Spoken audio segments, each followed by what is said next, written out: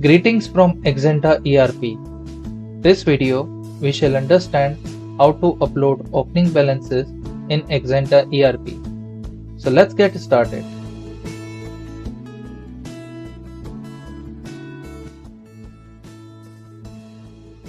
So to update the opening balances, we would go to Finance module, and on the screen you can see Accounting Dashboard, and under Accounting Dashboard you can see Initial Balances. I click on Initial Balances and a wizard would pop up. It would ask, by default it would choose Miscellaneous Operations. Then it would ask for opening date.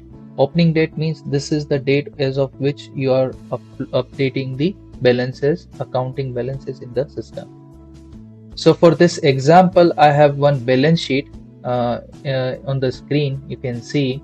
So for this example, we will update this balances in the system, and we will see the trial balance after the opening balances have been posted in Axanta. So this is the account, fixed asset account, right? And the balance is a credit balance. Minus means credit, although fixed asset balance should always be, ideally it is a positive balance, but take it as an example. So I will select fixed asset and I'll put credit 80 and I press enter. Now you can notice one thing, that I put a credit of fixed asset and the system has an offset of debit 80 and the system has automatically selected an account which is undistributed profits and loss.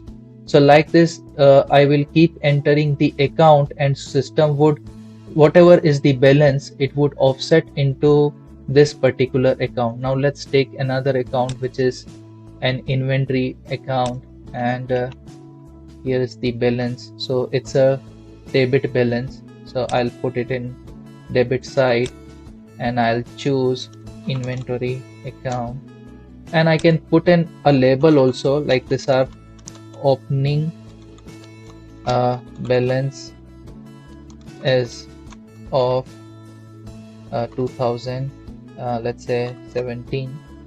I can just put it on the this side also, so that when we see the statement of account, so we would know that this balance has come from where. So let's add another account which balance is minus, so I just add it in here, and it's a credit balance, so I just remove the minus from here and I put it in credit side, and it was a stock interim received account, so I'll just filter it as like received, and system would suggest me stock interim account received.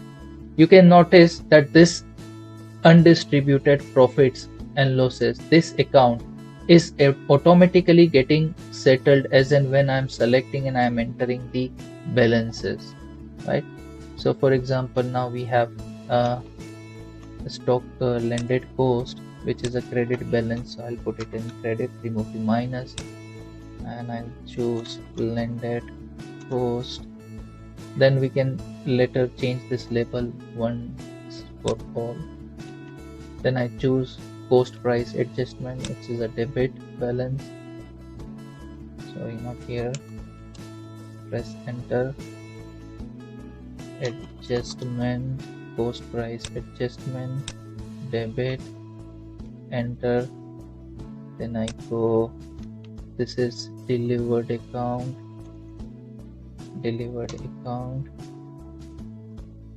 and this is the debit balance.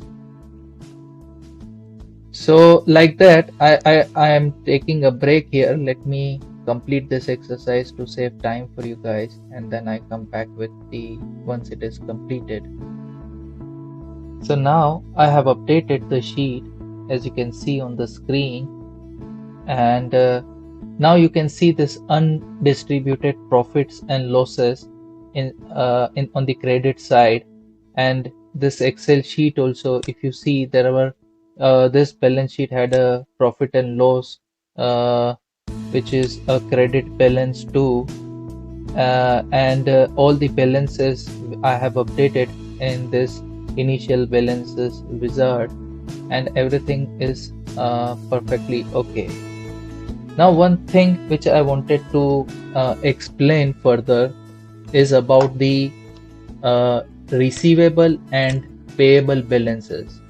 So we have this account receivable, which is the balance of the customers, and accounts payable, which is the balances of the suppliers. So supplier and customer balances, though this is a cumulative balance, however, there is a breakdown as well by customer. So for this receivable balance of 3000, you can see I have divided it into two different customers altogether. So I just highlight, these are the two customers I have for this example I have selected, and this is a customer clearance company who has a balance of opening balance of 1782, and that 1782, it is two different invoices are there. So I have divided this particular customer balances into two different balances. Similarly, I have taken another customer and I have divided the balance into two different invoices. This is just an example, and I'm trying to showcase like how you will update the opening balances of customers and suppliers. Similarly, these are the balances of suppliers. So this is the cumulative balance which I've got from this balance sheet, and this is the breakdown. So there were two different bills from ABC supplier and two different bills from book supplier. You may have multiple bills, or you may have one single bill. You may have different kind of scenarios, but this is just I'm trying to cover as much as possible. So now I'll show you that what while updating the initial balance in the backend, how we have done it. So for example, if you go down, so I have chosen the accounts payable account and accounts receivable account along with a partner.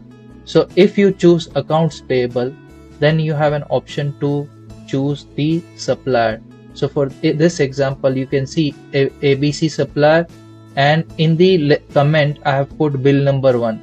Then again I have chosen the same accounts payable account and I have chosen ABC supplier bill number 2.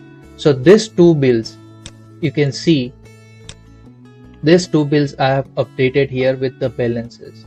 Similarly, these two bills again, then I have chosen book supplier USA. So you can see book supplier USA, these two lines I have created, and one is for bill number 1 and another is for bill number 2. These balances are just for the sake of example. You may have different balances by different bill numbers and so on and so forth. Similarly, for the case of receivable, I have these two customers. One is the clearance company customer and the other is Golden Wire, and these are the two different invoices for which I have the debit balances. And this is how we have we can update the initial balance through this wizard. And eventually you may have, for example, why this undistributed profits and losses are line is showing. Since this balance sheet, we did not transfer this profit and loss to the capital account. That is the reason accounting people, they know it very well. So I can just save this records, and I'm done. And this initial balances can be further modified as well. So for example, you can do it in a partial way also. For example, if you don't have the balances right away in one shot, so you can simply keep on entering whatever balances you have, and then you can just save it. And once you have the balances at a later time, you can again go to the initial balances and you can keep entering those balances as well. My suggestion is to have the balances one time and enter it in one shot. That is a better option. So this is how you can update the balances in the initial balances. Eventually, once this balances, actually, if you go to the journal entries over here, and for example, I select here unposted lines, and I can see this opening journal entry. Basically, at the end of the day, whatever opening balances, initial balances you have put it into that wizard is coming under the journal entries, and you can find it the journal entries as opening journal entry by this name, and those balances are here. And eventually you will post this journal, and the trial balance will automatically get updated. So let's post this journal. I'll just post it, and now I go to this is the trial balance, and I will just take this trial balance as of this particular date, and I click view, and you can see these are the balances which have got updated. So you can see this is the undistributed profits and losses, this is the credit amount, and yes, the balances are got updated. You may have a case wherein you have a very big chart of account, and you may have a lot of supplier and customer balances, which to enter manually one by one is a time consuming process. So in Axanta there is another option using which you can simply import the balances as well. So we'll go to the finance module. The first option we had seen was the initial balances, and as I mentioned before, that eventually it is creating a journal entry altogether. So we'll go to the journal entries, and now to use the import tool and update the balances, we will create a new journal, and we will specify a date. For example, let's say this is just an example. I want to update the balances as of 2017, and I'll mention opening balances, right? And the journal I will keep it as is, and I just save this record. Now this record is saved. Now I'll go and I click this small icon here, and there is an up arrow. I'll click here, and there is an option to import the account move lines. I'll click on here, and the first thing is I want to get the format. So in order to get the format, I can simply click on download, and the format will get downloaded. For now, you can see on the screen I have already downloaded the format, and I have already prepared that format, and this is the slide you can see. So I've already prepared the balances, okay, in this Excel format. Now you can see account code is over here. This is the partner, this is the narration I have put in, okay, this is the debit amount and the credit amount, right? So there are a couple of things which you need to make sure before preparing this file. You need to ensure that this particular column should not contain any comma like this, right? It should be a number format like this. As you can see, this is a number format. Similarly, before upload, you must ensure that the sum of this it tallies. So for example, I'll just show here that this is the sum is equal, debit is equivalent to credit. So always make sure that this happens, otherwise system would give you an error message. So I'll just remove this file. So like that I can prepare the file. I will put the account code, the partner name, the narration, the debit and the credit, and if there are other information like analytical account if you are using, then that information too you can enter it. And I just save it, and we'll go to the journal entries, and I'll click on import account move line, and we choose the file. So this is the file. I will select and I click import, and I'm done. So the file is imported. So I can simply post this journal and I can move on.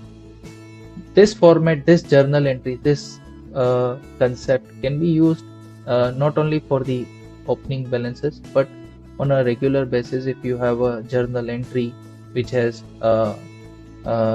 more number of lines, so you can use this import tool to create the journal as well.